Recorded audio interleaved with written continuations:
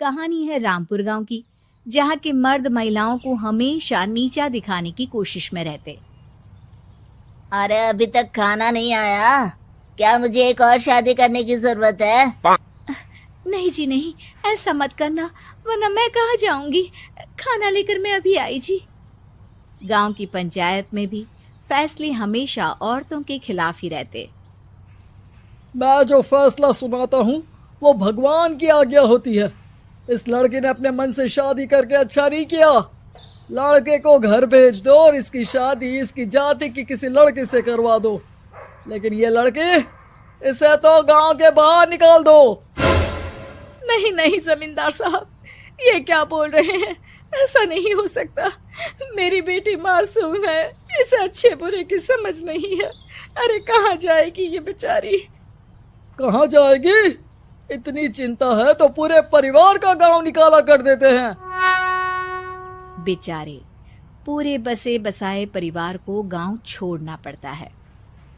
चाहे जो हो, अगर बेटियों को कंट्रोल नहीं कर सकते तो गांव में रहने का कोई मतलब नहीं है। यहाँ औरतों को दब कर रहना होगा। कोई भी अपने हिसाब से कुछ नहीं कर सकता, सब ईश्वर की मर्जी से ही होगा। तभी गांव का एक आदमी दौड़ा दौड़ा आता है। सरपंच साहब, जमींदार साहब, वो कालिया है ना, उसकी बेटी पढ़ने के लिए शहर जा रही है। अच्छा, ये कब हो गया? और कालिया की हिम्मत कैसे हो गई ऐसा करने की? लेकर आओ उसे और उसकी बेटी को। बस फिर क्या था, हाजिर हो जाते हैं कालिया और उसकी बेटी सरपंच के सामने। अरे कालिया, ये क्या सुनने में आ रहा है? बेटी को इंजीनियर बना रहा है तू? और ये बता, गांव में तो स्कूल नहीं है, फिर कहां से इतनी क्लास पास कर गई तेरी बेटी? राधा, जो कि कालिया की बेटी है, उसे लगता है कि सरपंच उसकी तारीफ कर रहे हैं। सरपंच जी, मैंने ऑनलाइन पढ़ाई की है, डिस्टेंस लर्निंग से। सभी में मैंने अच्छे नंबर पाए हैं, जिसे देखते हुए शहर की इंजीनियरिंग कॉलेज में मुझे स्कॉलरशिप मिली है। वाह जी वाह, क्या होती है ये? पहले तो ये बताओ, फिर आगे की बात करते हैं।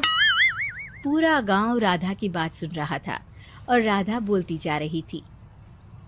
तो ऐसे मैं फ्री में एक अच्छी शिक्षा लेकर गांव में जो कुछ परेशानियां हैं, जैसे बिजली, पानी और इंटरनेट जैसी समस्याओं के लिए काम करूंगी। मैं गांव को शहर से जोड़ने के लिए पुल का निर्माण करवाने का प्रस्ताव रखूंगी। मुझे पूरी उम्मीद है कि जल्द ही हमारा गांव भी तरक्की की राह पर चल पड़ेगा। राधा की बात सुनकर सारे गांव वाले ताली बजाने लगते हैं। सरपंच को समझ नहीं आता कि वो क्या करे। चुप रह नादान लड़की, गांव के खिलाफ जाने के लिए तुझे गांव से बेदखल कर दिया जाएगा, वो भी पूरे परिवार के साथ। और हाँ, अगर ठीक से गांव में रहना चाहती है तो ये पढ़ाई लिखाई छोड़ दे।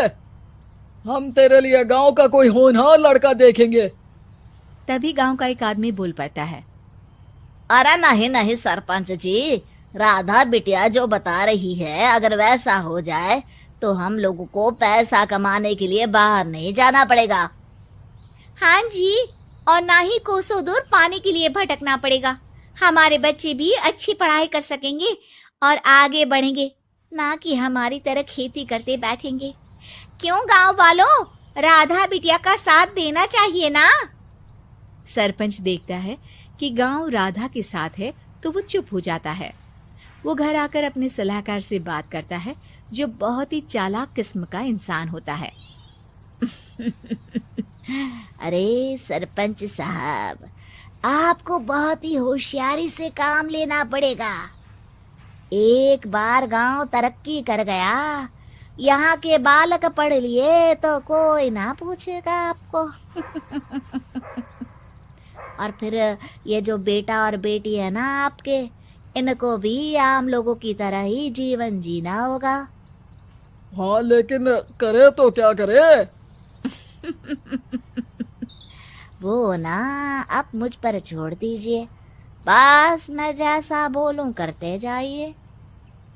अगले रोज सुबह जब गांव वाले सोकर उठते हैं तो राधा के घर के बाहर और साथ ही वो लोग जिन्होंने राधा का सपोर्ट किया था, उनके घर के आगे लाल रंग से कल आऊंगी लिखा होता है।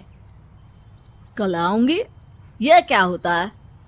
अरे यह तो खून से लिखा है, लगता है कोई भूत प्रेत या चुड़ैल का साया है। चलो सरपंच जी के पास चलते हैं। सभी सरपंच के पास जाकर उसे सारी बात बताते हैं। अरे ये तो बड़ी मुश्किल की बात है। चलो मैं एक बाबा को जानता हूँ, उन्हें बुला लेता हूँ। सरपंच बाबा को लेकर गांव के घर के बाहर जाता है। ओहो, तो ये वो चुड़ैल है जो उन लोगों को निशाना बनाते हैं जो गांव को बदलने का सपना देखते हैं। वो गांव को ऐसे ही संपन्न देखना चाहती है। वो नहीं चाहती कि कोई बाहरी यहाँ का कायाकल्प करे। क्या तुम लोगों में से किसी ने गांव को बदलने की सोच रखी है? तभी राधा की माँ रोते रोते आती है। मेरी राधा घर से गायब हो गई है। अरे कोई तो बचाओ, मेरी बच्ची कहाँ गई?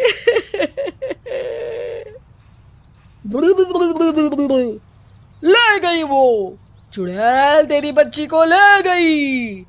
अब वो उसे श्रापित करके छोड़ेगी, उस पर चुड़ैल का साया हो जाएगा।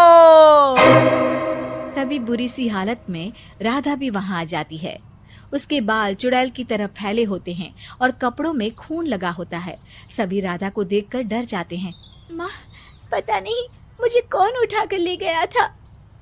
अरे दूर दूर हो जा चुड़ैल, अब हम लोग इस गांव में नहीं रुकेंगे। अरे कैसे बातें कर रहे हैं आप?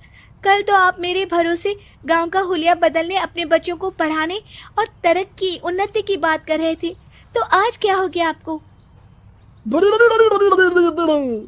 ये फिर तुम लोगों को बहकाएगी। ये चुड़ैल गांव में आ चुकी है, ऐसे ही ये तुम्हारे घर के बच्चों को भी ले जाएगी। गांव वाले राधा को गांव से बाहर निकाल देते हैं। उसके माँ बाप रोते रहते हैं, लेकिन गांव वाले नहीं मानते।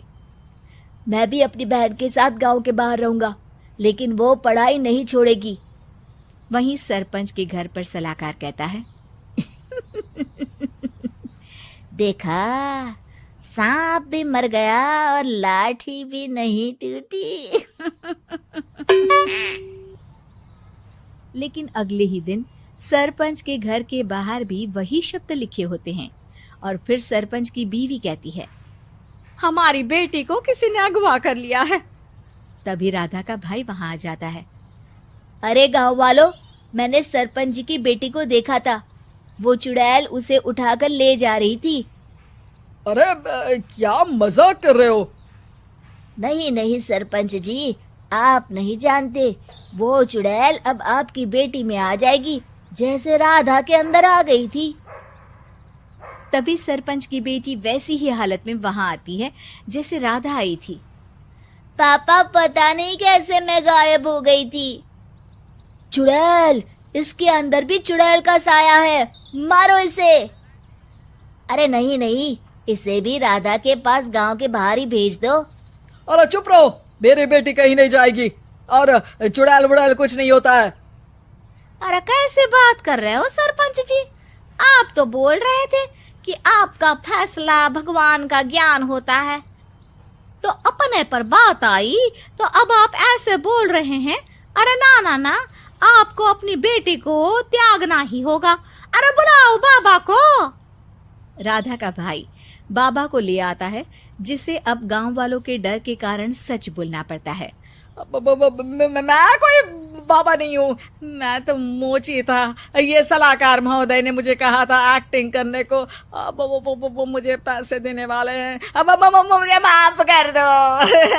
गलती हो गई, मुझे माफ कर दो।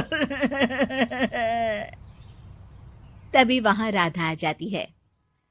देखा सरपंच जी, जब गांव के बच्चे साक्षर होंगे तो आप जैसे लोगों की चालाकी नहीं चलेगी।